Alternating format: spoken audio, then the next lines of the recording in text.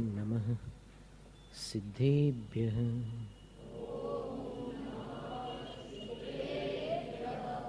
नमो अरिहन्ताणं नमो सिद्धाणं नमो आयर्याणं नमो वज्झायाणं नमो लोय सव्वसाहूणं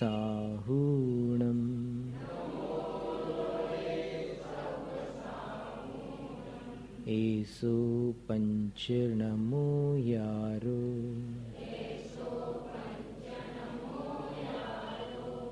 सव्वपावपणासनो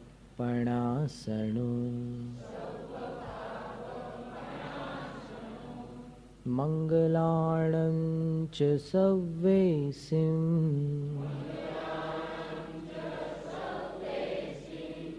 पढमं हवै मंगलम् चत्तारि मंगलम् अरहन्त मंगलम् सिद्ध मंगलम् साहु मंगलम् केवलिपण्णतो धम्मो मंगलम् चत्तारि लुगुत्तमा अरहन्त लुगुत्तमा सिद्ध लुगुत्तमा साहु लुगुत्तमा केवलिपण्णतो धम्मो लुगुत्तमा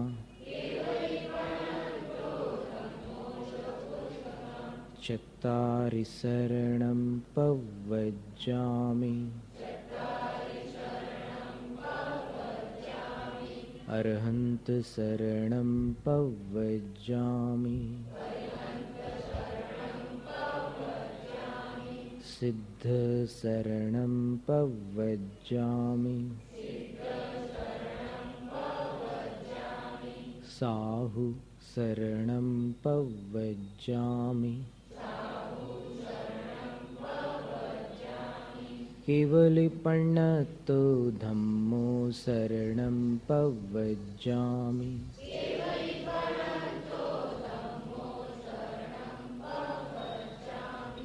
परम पूज्य देवादिदेव तीर्थंकर भगवान श्री महावीर स्वामी की जय। जिनवाणी माता की जय। आचार्य श्री गुरु विद्यासागर महाराज की जय।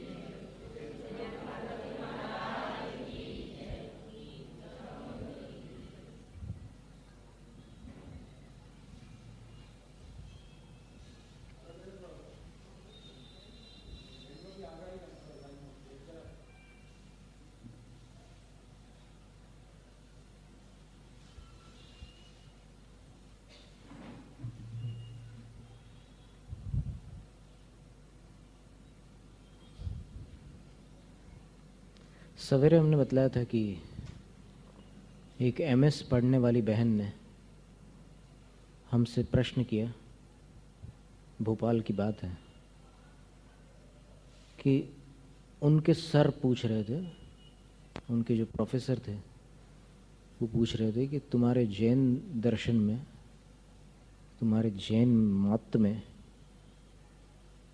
जो संलेखना होती है वो संलेखना इच्छा मरण है और इच्छा मरण आत्महत्या है। और जैन धर्म अहिंसा प्रधान है, फिर ऐसी हिंसा तुम्हारे धर्म में कैसे स्वीकार होती है?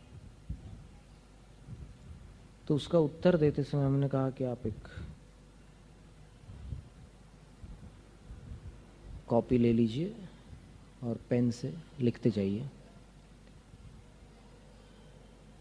फिर हमने उनको बताना प्रारंभ किया कि एक तरफ आत्महत्या, दूसरी तरफ सल्लेखना, इन दोनों में अंतर क्या है जब तक समझ में नहीं आएगा तब तक दोनों एक जैसे लगेंगे। तो सागर यूनिवर्सिटी में एमएससी में क्रिमिनोलॉजी, एंथ्रोपोलॉजी, ऐसे कई सब्जेक्ट्स पढ़ाए जाते हैं। तो क्रिमिनोलॉजी का जो पहला लेक्चर देते हैं प्रोफेसर साहब, उसमें वो एक घटना सुनाते हैं। 2 लोगों ने गोलियां चलाई, बंदूक की गोलियां, और दोनों गोलियां 2 लोगों को लगी। लेकिन जब उनसे सवाल जवाब हुआ तो क्वेश्चनिंग, क्रॉस क्वेश्चनिंग बोलते हैं उसको, तो सवाल जवाब में ये बात सामने आ गई कि एक फायरिंग की प्रैक्टिस कर रहा था, यानी गोली चलाने का अभ्यास कर रहा था, और उसकी गोली धोखे से किसी को लग गई थी, और जिसको लगी थी वो गंभीर रूप से घायल हो गया था। और दूसरे की गोली निशाना चूक जाने के कारण सही स्थान पर नहीं लगी थी। तो एक को कुछ जुर्माने में छुटकारा मिल जाता है, मैंने जो भी मुआवजा है वो दे देता है, और उसके बाद उसको छोड़ दिया जाता है, उसको छुटकारा मिल जाता है। लेकिन दूसरा जिसका निशाना चूक गया था, निशाना उसने उसकी जान लेने के लिए साधा था, लेकिन निशाना चूक जाने के कारण बच गया था वो, उसके ऊपर क्रिमिनल केस होता है। क्रिमिनल केस माने अटेम्प्ट टू मर्डर, शायद 302 या जो भी नंबर हो उसका। तो ये अंतर क्यों? दोनों के पास सेम बंदूक थी, वो एक ही प्रकार की बंदूक, एक ही कंपनी की बंदूक, और जिनको चोट लगी है उनको दोनों को वैसी चोट लगी है। लेकिन जब प्रश्नोत्तर हुए तो फिर उनका इरादा समझ में आ गया, और उसके बाद फिर सजाओं में फर्क पड़ गया। कहने का मतलब ये है कि किसी भी अपराध का निर्णय सिर्फ बाहरी घटना पर आधारित नहीं होता।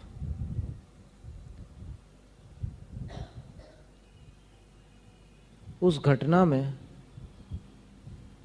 अंदर भावना कैसी क्या है उसको देखा जाता है। मारने की भावना से चलाई गई गोली अगर निशाना चूक जाए तो मारती तो नहीं है, लेकिन गोली चलाने वाले को मारने का प्रयास करने की सजा दिला देती है। और वो जो प्रैक्टिस कर रहा था, फायरिंग की प्रैक्टिस होती है, पुलिस विभाग में भी होती है और फिर मिलिट्री में भी होती है।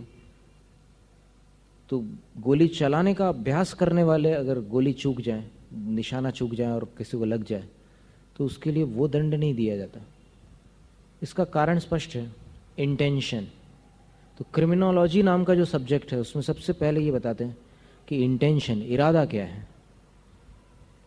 बस इसी प्रकार यहाँ पर देखो, ये साइंस के हिसाब से चल रहा है। लॉजी का मतलब लॉगोस, डिस्कोर्स, जर्मन लैटिन शब्द है वो, तो उसका मतलब व्याख्या, उपव्याख्या, खुलासा। तो इसी प्रकार सल्लेखना और आत्महत्या के बारे में भी इरादे को पढ़ना जरूरी है। आत्महत्या करने वाले का इरादा क्या है और सल्लेखना करने वाले का इरादा क्या है। सबसे पहला और सबसे बड़ा अंतर यहां आ जाएगा। तो क्या है आपके ख्याल से, क्या है इरादा? आत्महत्या करने वाला क्यों करता है आत्महत्या? आत्महत्या शब्द प्रचलित है, गुजराती में क्या बोलोगे आप लोग? आत्महत्या क्या मतलब हुआ उसका?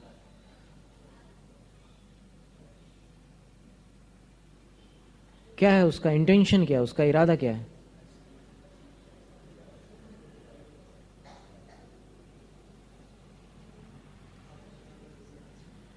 हाँ ये तो ठीक है,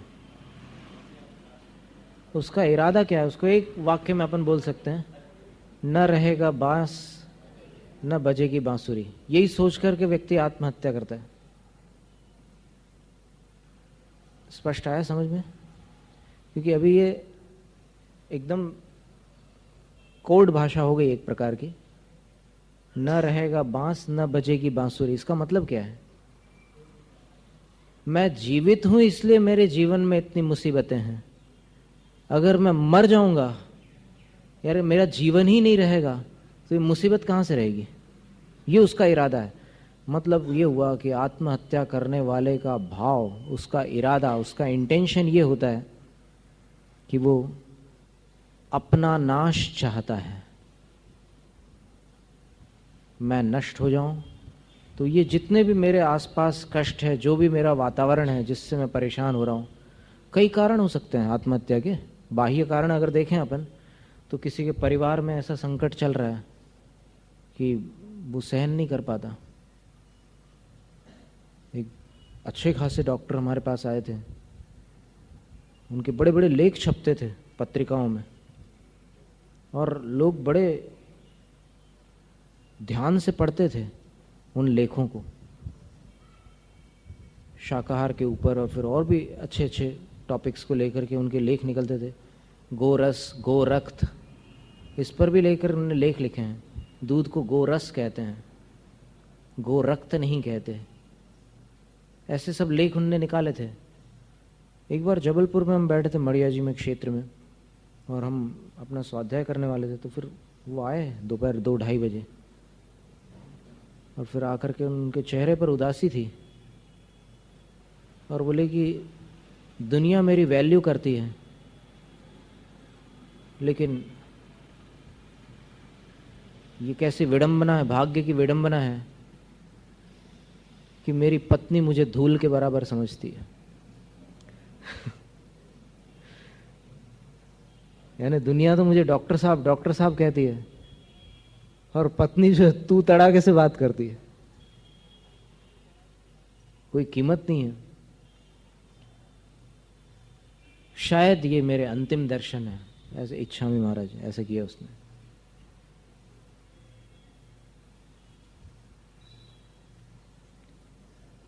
हमने सोचा कि अब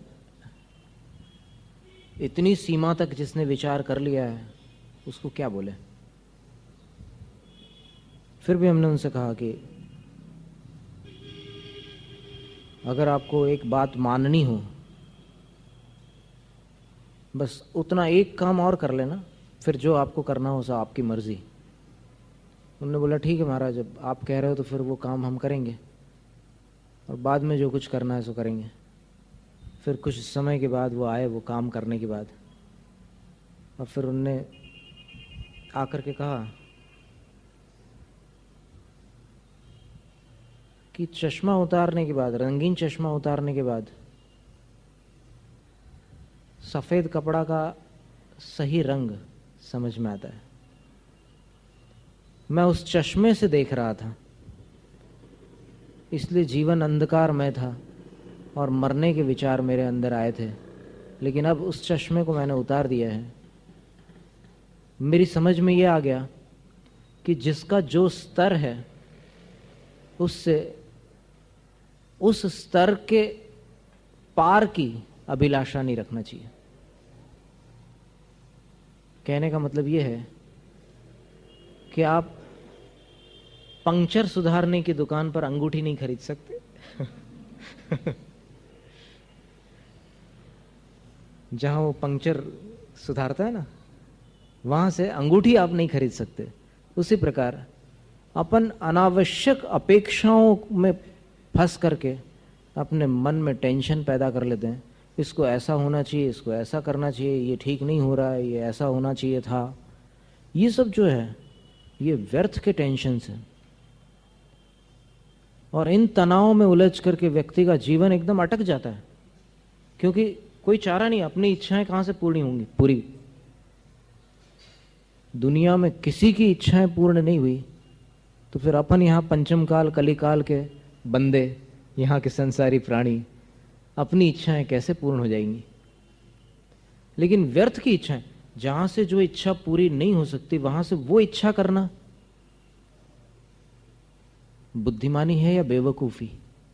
बेवकूफ़ी शब्द सुनकर के झटका सा लगता है कई लोगों को, लेकिन एक सत्य, मतलब एक सर्वे करने के बाद किसी ने निकाला था कि 24 घंटे में हर इंसान के जीवन में एक झटका आता है बेवकूफ़ी का। 24 घंटे में एक बार कहीं ना कहीं वो बेवकूफ़ी कर डालता है। जैसे उदाहरण के लिए, एक उदाहरण उसका ये होता है कि जेब में चश्मा रखा है, लेकिन वो रेफ्रिजरेटर के ऊपर ऐसे ऐसे देखता है, फिर इधर अपनी अलमारी में देखता है, इधर उधर देखता है, फिर कोई पूछता है कि क्या ढूंढ रहे हैं आप, तो फिर वो एकदम जल्दी से नहीं बोलता, फिर कुछ नहीं कुछ नहीं ढूंढ रहा हूँ बोले।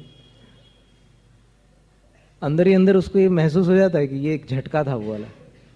अभी जिसको पता नहीं होगा कि 24 घंटे में एक झटका आता है, आज तो पता चल गया, इसलिए अब देख लेना आगे कैसा क्या है।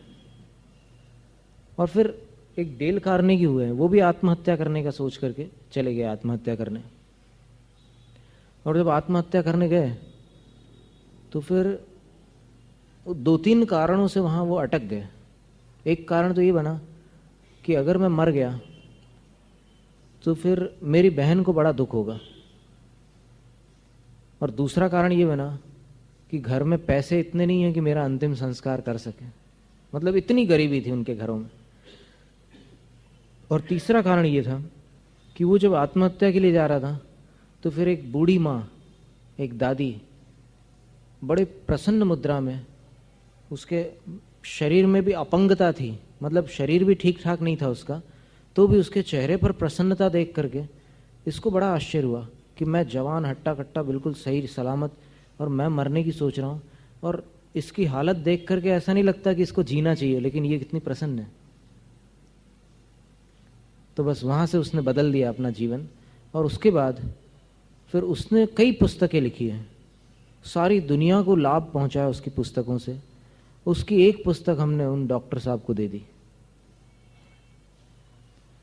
और डॉक्टर साहब जब उस पुस्तक को पढ़ करके वापस आए, वापस आकर के उन्होंने यही बोला कि मेरी दृष्टि में त्रुटि थी, वातावरण को कभी भी दोष नहीं दिया जा सकता, वातावरण कभी अच्छा या बुरा नहीं होता, अच्छा और बुरा हमेशा अपना नजरिया होता है, अपने सोचने का ढंग होता है। अपन अगर ये सोच के चलें कि आज का दिन तो बेकार जाने वाला है, तो फिर वो दिन अच्छा जाने वाला होता तो भी नहीं जाता। क्यों? क्योंकि आपने उसको वैसा चुन लिया, यानी अपना चॉइस है। अपन जैसा जीवन को बनाना चाहते हैं, जीवन उसी प्रकार से बदलता चला जाता है, वैसा ही ढल जाता है। तो मैंने जब ये देखा कि मैं जिस चीज की अपेक्षा कर रहा हूं वो उससे करना ही नहीं चाहिए, तो मुझे एकदम क्षण मात्र में शांति प्राप्त हो गई। यानी अशांति को पैदा करने वाला मेरा ही मन था, क्योंकि उसने अनुचित स्थान से किसी चीज की आकांक्षा की थी। ठीक है, अगर मान सम्मान की आकांक्षा हो आपको, तो फिर जहां मिल सकता है वहां अपनी नजर डालो, जहां नहीं मिल सकता वहां कैसे आप मान सम्मान चाहोगे। जैसे मान लो आप अपने किसी ऑफिसर के यहां जाते हैं, कोई पहचान वाले, उसका कुत्ता अगर आपको भौंकता है देख करके, तो आपको टेंशन आता है क्या? अरे मैं इतना प्रतिष्ठित आदमी और इनके यहां आया और इनका कुत्ता मेरे को देखकर भौंक रहा है, ऐसा कभी लगता है किसी को? क्यों नहीं लगता? क्योंकि आप जानते हैं कि कुत्ता इससे अधिक कुछ कर ही नहीं सकता। तो बस ये सबसे बड़ी जड़ है अपने दुखों की, ऐसा होना चाहिए, ऐसा नहीं होना चाहिए। इसको आप हटाओ दिमाग से, एक दिन में आपके जीवन में शांति आ जाती है। कहीं दूर नहीं है शांति। अशांति भी अपने ही भीतर पैदा होती है, और शांति भी उस दृष्टि को, उस नजरिए को बदलने पर अपने आप अंदर महसूस होने लग जाती है।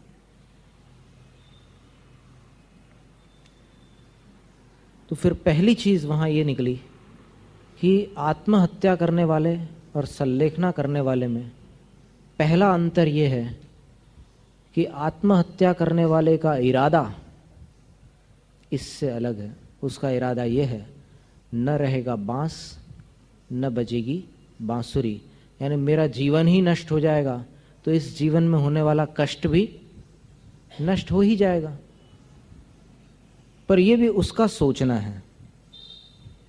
मनुष्य जो जो सोचता है वो सब सत्य हो, ऐसा नियम नहीं है। कई बार भ्रम को भी व्यक्ति सच समझ करके चला जाता है। रात को कहीं रास्ते पर रस्सी पड़ी हो और वो चला आ रहा हो, घर आकर के बोलता है कि 5 फुट लंबा सांप देखा मैंने। तो अब अपने भ्रम के कारण व्यक्ति वही वही अनुभूतियां करता है। उसके शरीर में, उसके रक्त स्राव में वही एड्रेनालिन और वही हार्मोन्स सिक्रीट होंगे जो सांप को देखने पर होते हैं। वही उसके रक्त की जो संरचना, रासायनिक परिवर्तन वैसा ही मिलेगा जैसा असली घटना घटने पर होता है। मानसिकता का इतना असर है अपने ऊपर। तो आत्महत्या करने वाले की एक मानसिकता है और सल्लेखना करने वाले की एक दूसरी मानसिकता है। इसलिए आत्महत्या और सल्लेखना दोनों को मानसिकता की दृष्टि से अपन सोचें तो बराबर नहीं रखा जा सकता, क्योंकि एक की मानसिकता आकुलित है। आत्महत्या करने वाला नियम से जीवन से हारा हुआ मनुष्य होता है। बिल्कुल ये अकाट्य नियम है कि जो जीवन से हारेगा वही ऐसे विचार करेगा, जीवन से हारा हुआ। और सल्लेखना धारण करने वाला, कितना बड़ा अंतर है दोनों में देखना। सल्लेखना धारण करने वाला मृत्यु को जीतने वाला मनुष्य है। एक जीवन से हारने वाला है तो दूसरा मृत्यु को जीतने वाला है। पहला फर्क तो समझ में आ ही गया था कि दोनों के इरादे एकदम अलग अलग हैं। एक अपने जीवन का नाश चाहता है, सल्लेखना धारण करने वाला नाश को निकट जानकर शांति का पुरुषार्थ करता है, साधना करता है कि मन को अधिक से अधिक शांत किया जाए और आत्मा की पवित्रता को अधिक से अधिक बढ़ाया जाए। उसकी प्रक्रिया है। शरीर और आत्मा यद्यपि दो द्रव्य हैं, दो पदार्थ हैं, लेकिन तो भी संसारी जीव किसको कहते हैं? इस प्रश्न का यदि जवाब खोजा जाए शास्त्रों में तो आचार्य गुणभद्र स्वामी ने आत्मानुशासन ग्रंथ में लिखा है कि जिस जीव के पास स्वभाव हो, जिस जीव के पास विभाव हो और जिस जीव के पास शरीर भी हो, उस जीव को संसारी जीव कहते हैं। तो इसलिए शरीर को एकदम अलग नहीं माना जा सकता। वो संसारी जीव का एक हिस्सा है। जीव नहीं है लेकिन जीव का एक भाग है, एक हिस्सा है। जब तक संसार में रहेगा स्थूल शरीर तो स्थूल, वरना विग्रह गति में भी सूक्ष्म शरीर तो रहता ही है साथ में। परम परम सूक्ष्मम प्रदेशतो संख्ये गुणम प्राक तेजसात अनंत गुणे परे अप्रतिघाते अनादि संबंधे च सर्वस्य। ये सूत्र लगे ही हैं। सर्वस्य क्या मतलब है? सबके पास होता है वो सूक्ष्म शरीर।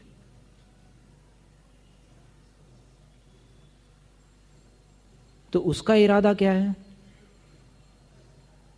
अपना नाश। और सल्लेखना करने वाले का इरादा क्या है? उसने जाना है कि नाश दूर नहीं है।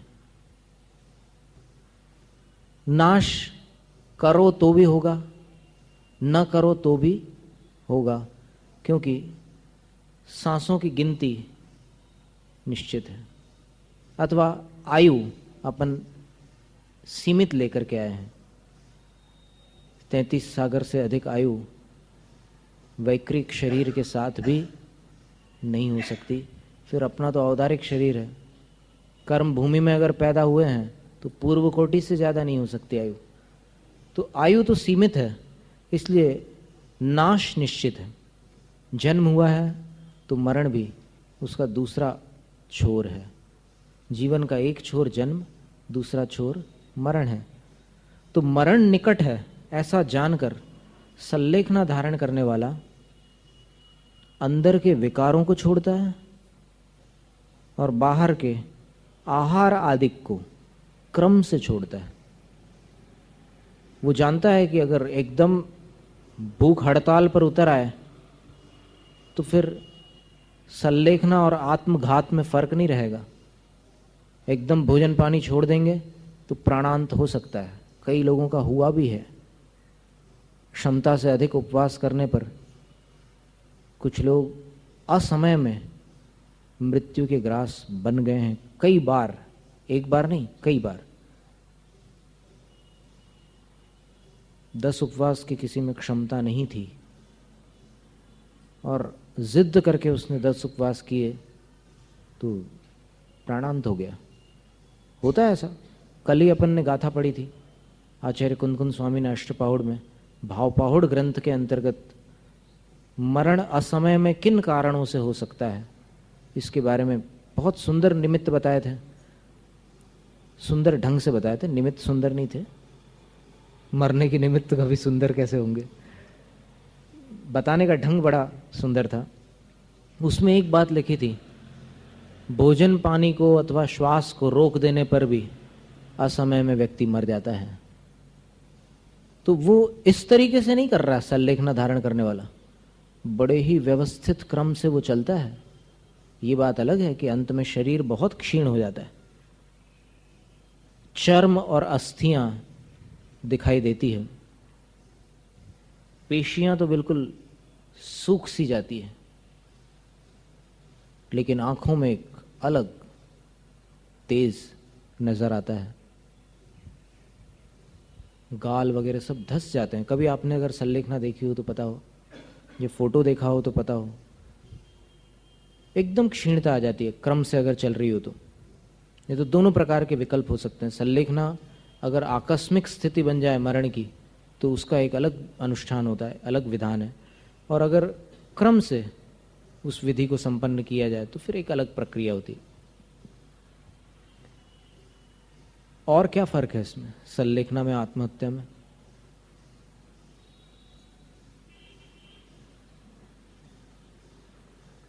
आत्महत्या करने वाला एक तो नाश चाहता है अपना, और फिर एक बात तो ये हो गई कि वो जीवन से हारा हुआ होता है। और तीसरी बात ये है कि वो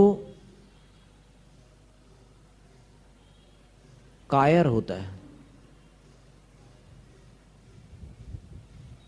माने उसके अंदर साहस थोड़ा भी नहीं बचता, तब वो ये काम करता है। और सल्लेखना बहुत साहसपूर्वक की जाती है।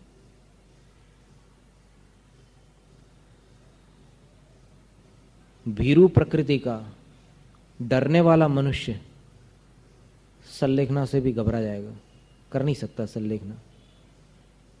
और एक बहुत बड़ा मेजर फर्क उसका ये है, बहुत बड़ा फर्क ये है कि आत्महत्या 5 मिनट में तो की जा सकती है, 6ठे मिनट में नहीं की जा सकती। ये एक उदाहरण दे रहे हैं हम मिनट्स का, समझने की कोशिश करना इसका भाव क्या है। आत्महत्या जो है, जब तक उसके अंदर वो आवेश है उतनी देर में कर ले तो कर ले। कुएं में कूदने वाला है, पीछे से पकड़ लिया किसी ने, अरे यार तुमने पूरा प्रोग्राम फेल करा दिया बोले फिर कर सकता है क्या? बोले कि क्या कर रहे थे तुम?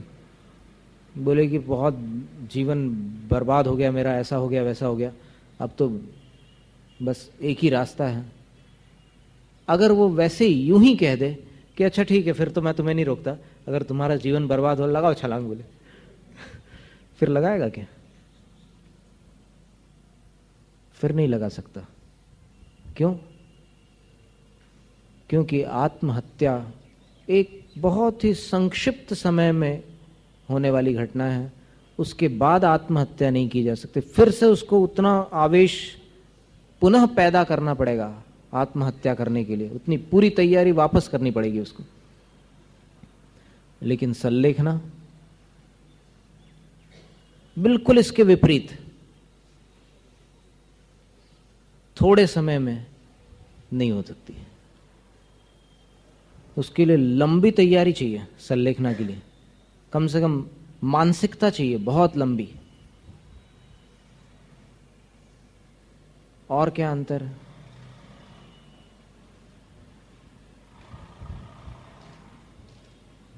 आप सोचते चले जाओ, सोचते चले जाओ, अंतर ही अंतर मिलते चले जाएंगे।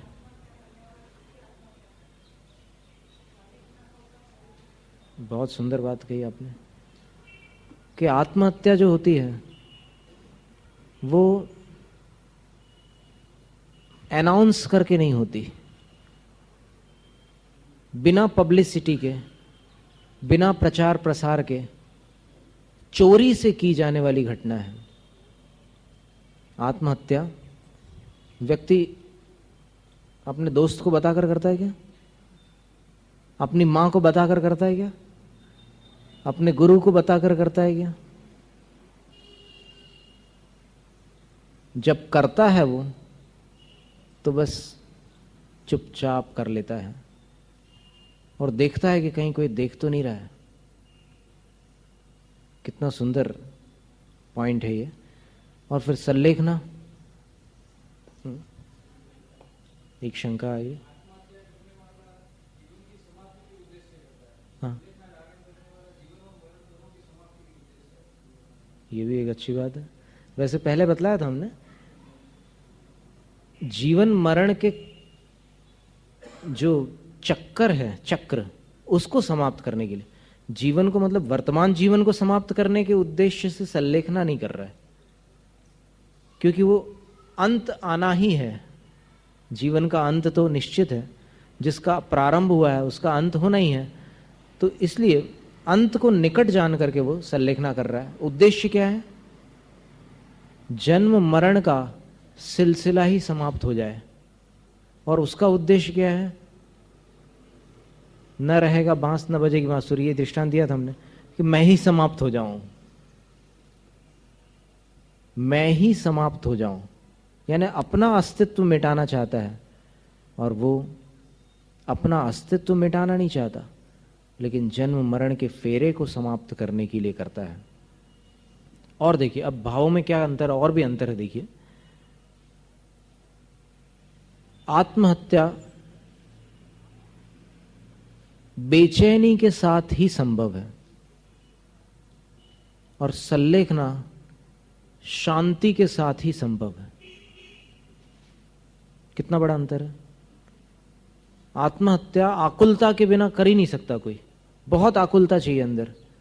और संलेखना में निराकुलता अनिवार्य है, आकुलता के साथ संलेखना नहीं होती। और आकुलता अगर होती है तो फिर उसको संबोधित करना पड़ता है कि क्यों आकुलता करते हो, इससे अधिक वेदनाएं तो तुमने पहले सहन की है कई जन्मों में, संसार में तुम कहाँ नहीं भटके, कौन सा दुख तुमने नहीं प्राप्त किया, क्यों आकुल होते हो। शांति रखो, सहन करो। उसको सहनशीलता जगाने के लिए बहुत सारे उपदेश दिए जाते हैं, कई अच्छी अच्छी कथाएं सुनाई जाती है। हमें भी आज लग रहा था कि एक कथा हम सुनाएं आपको, संलेखना के समय सुनाई जाने वाली कथा। वैसे आपकी संलेखना तो अभी चालू नहीं है, लेकिन फिर भी कथा सुनने में तो बहुत मन में पवित्रता आ जाती है। कभी भी सुनो, वो कथा तो ऐसी है, बहुत सारी कथाएं हैं उसमें, करीब 17 छंद है बड़े समाधि मरण में, जिसमें सिर्फ कथाओं का ही, दृष्टांतों का ही उल्लेख है।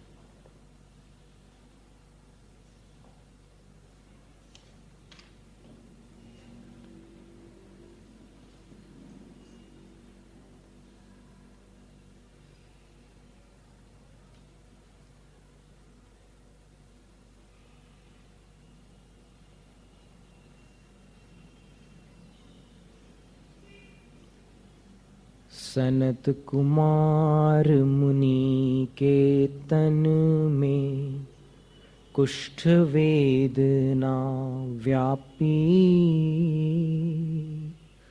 छिन्न भिन्न तन तासों वो, तब चिंतो गुण आपी। यह उपसर्ग सहोधर स्थिरता, आराधन चित धारी। तो तुम रे जिय कौन दुख है, मृत्यु महोत्सव भारी। उसको संबोधन दे रहे हैं, जैसे किसी की मृत्यु का समय निकट आ गया, संलेखना धारण की उसने, तो उसको समझा रहे हैं कि तुम्हें तकलीफ तो हो रही है, क्योंकि शरीर जब क्षीण हो जाता है, दुबला पतला हो जाता है संलेखना के समय, हड्डी पसलियां रह जाती है, तब अपने जो जोड़ होते हैं, वो जिस स्थान पर अपने को बैठाया जाता है, लेटाया जाता है, उसके स्पर्श से वहाँ की त्वचा पीड़ा पहुंचाती है। जैसे बहुत ही दुबला पतला व्यक्ति हो तो उसको बैठने में तकलीफ होती है कठोर स्थान पर। कोमल स्थान पर बैठना एक अलग बात है, बल्कि ये कहो कि कोमल स्थान में भी कभी कभी छाले पड़ जाते हैं, बेड सोर्स बोलते हैं उसको। यहाँ कंधे पर पड़ते हैं, कमर के आसपास भी पड़ जाते हैं, यहाँ घुटने के पास भी पड़ते हैं, कभी यहाँ कोहनियों में भी पड़ जाते हैं। जिन्होंने संलेखनाएं देखी है, और संलेखना धारण करने वाले श्रावक को साधक कहते हैं, और संलेखना धारण करने वाले मुनि को क्षपक कहते हैं। ये दो पारिभाषिक शब्द हैं। मुनि यदि संलेखना धारण कर रहे हैं तो उनको क्षपक कहेंगे, और श्रावक यदि संलेखना धारण करेंगे तो साधक कहेंगे। वैसे तो जो साधना करे सो साधक एक सामान्य शब्द हो गया, लेकिन यहाँ पर ये स्पेसिफिक माने विशिष्ट शब्द है, पारिभाषिक शब्द है। तो उस समय जो वेदना होती है, एक बार एक माताजी की संलेखना हो रही थी जबलपुर में, तो उनके यहाँ पर जो बेड सोर्स पड़ गए थे, तो ऐसे हाथ दबाते थे, ऐसे ऊपर की तरफ करते थे, तो उसके अंदर से ऐसे मवाद की धार बहती थी, पीप, पस बोलते हैं ना जिसको, वो ऐसे बिल्कुल दबा करके जब निकालते थे तो पूरे मतलब छोटी छोटी कटोरियां भर भर करके उनके शरीर में से पस निकलता था। अब इसमें क्या है कि आप घबराइएगा मत, क्योंकि इन सब बाधाओं को पार किए बिना संसार से छुटकारा नहीं मिलने वाला। आप सोचो कि बड़ी सुविधा से एयर कंडीशनर में बैठ करके मुक्ति मिल जाए, न भूता न भविष्यति, होता नहीं ऐसा। कठिनाइयों से डरने वाले जैन मार्ग की साधना कभी स्वप्न में भी नहीं कर सकते। और जैन तपस्या वो तपस्या है, प्रोफेसर एलसी जैन ने कहा था कि जो मौत को अपनी हथेली पर लेकर के चलता है वही जैन साधु बन सकता है। हर किसी के बस की बात नहीं होती। एक बार भोजन और दीक्षा के समय ये निश्चित नहीं है कि कल आहार होगा कि नहीं होगा, परसों होगा कि नहीं होगा, एक हफ्ते तक के आहार मिलेगा कि नहीं मिलेगा, एक महीने तक का भी भरोसा नहीं है कि एक आध आहार भी ठीक हो जाए, कोई ठिकाना नहीं है। धन्य कुमार मुनिराज को 9 महीने तक आहार नहीं मिला था, और मिला था तो बीच बीच में विघ्न आ जाते थे, आहार कभी पूरा नहीं हुआ उनका। 9 महीने तक शरीर हड्डी पसली रह गया। तो दीक्षा लेने वाला इतने साहस के साथ दीक्षा लेता है, वो इन सब बातों को विचार कर लेता है कि कुछ भी हो जाए मुझे तो तपस्या अंगीकार करना ही है। कितना अद्भुत साहस है वो, सामान्य बात नहीं है। कोई समझे कि मुनि पद धारण करना तो बहुत साधारण बात है, अनंत बार जीव धारण कर चुका है, तो उसके बारे में एक दिन हमने कहा था।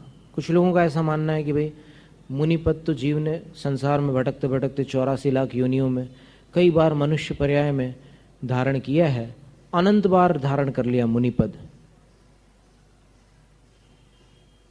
पर सच्चा ज्ञान आज तक प्राप्त नहीं किया, इसलिए मुनिपद धारण करने के बाद भी संसार भ्रमण समाप्त नहीं हुआ। सच्चा ज्ञान हो और फिर मुनिपद हो तो आत्मा का उद्धार होता है, इसमें कोई दो मत नहीं है। लेकिन सोचने की बात यह है कि सच्चा ज्ञान प्राप्त करना यदि इतना कठिन है तो सरल क्या हुआ?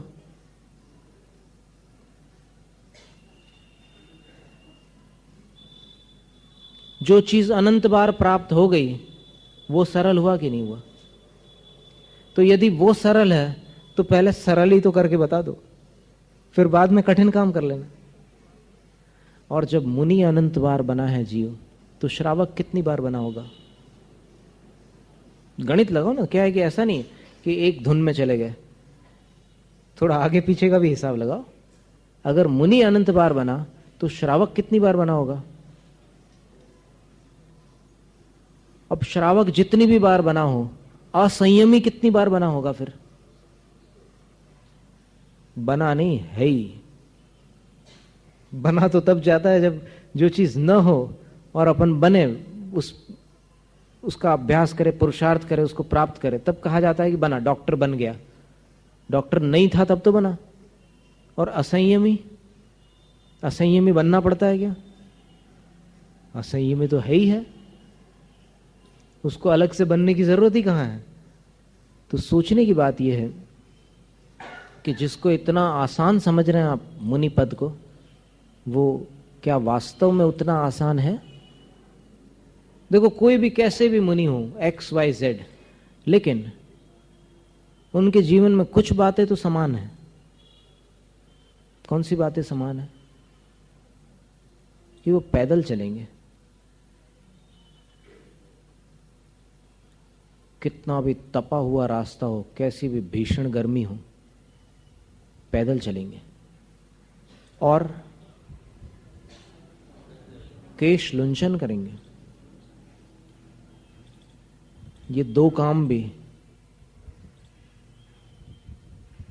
हंसी खेल नहीं है। पैदल चलने का आप एक हफ्ते नियम ले लो तो समझ में आ जाए पैदल चलना आसान है या क्या है। और दूसरा क्या बोला था हमने? केश लॉन्च करेंगे। केश लॉन्च का तो आपको अनुभव होगा, कभी कंघी करते करते बाल फंस जाते हैं तो होता है। ये क्या है? ये स्पर्शन इंद्रिय की गुलामी है। और जो इंद्रियों पर विजय प्राप्त कर गया, केश लॉन्च करते समय भी भावों में अंतर हो सकता है।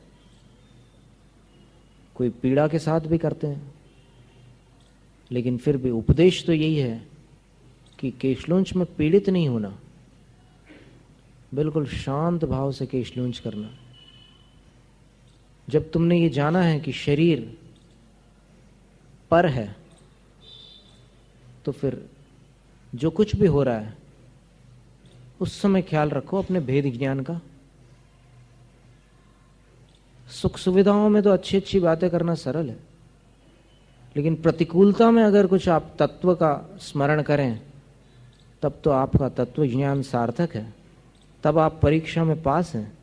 और प्रतिकूलता आने पर अगर आप तत्व ज्ञान को भूल जाएं और यहाँ वहाँ भटक जाएं तो फिर वो ज्ञान सच्चा ज्ञान नहीं है, वो सिर्फ इंफॉर्मेशन है, नॉट नॉलेज। इंफॉर्मेशन और नॉलेज में क्या अंतर? राजीव दीक्षित ने बोला था, दुनिया के पास इंफॉर्मेशन है कि आग जलाती है, लेकिन जो जला है उसके पास नॉलेज है कि आग जलाती है। इंफॉर्मेशन यानी जानकारी और नॉलेज यानी ज्ञान। आत्मा के बारे में जानना और आत्मा को जानना, इन दोनों में जमीन आसमान का अंतर है। प्राय भ्रम ये होता है आत्मा के बारे में जानने वाले को कि मैं आत्मा को जानता हूं, और उस भ्रम में फिर उसका जीवन गुमराह हो जाता है। आत्मा को जानना कोई निराली घटना है। कहते हैं ना कि दुनिया में उसने बड़ी बात कर ली, खुद अपने से जिसने मुलाकात कर ली। दुनिया में उसने बड़ी बात कर ली खुद अपने से जिसने मुलाकात कर ली। तो उस समय जब उसको वेदना होती है तब उसको ये सब सुनाया जाता है। ऐसे ऐसे महान मुनियों की घटनाएं सुनाई जाती है कि उसके मन में थोड़ा सा विचार उठते हैं कि देखो मुझे जो भी वेदना है, जो भी, वो वेदना क्या उतनी बड़ी है जितनी उनको हुई थी? नहीं, फिर उनने कैसे सहन किया? क्या मेरा शरीर सुकुमाल स्वामी से भी अधिक नाजुक है? उनको राई का दाना चुभता था, मुझे तो नहीं चुभा आज तक राई का दाना।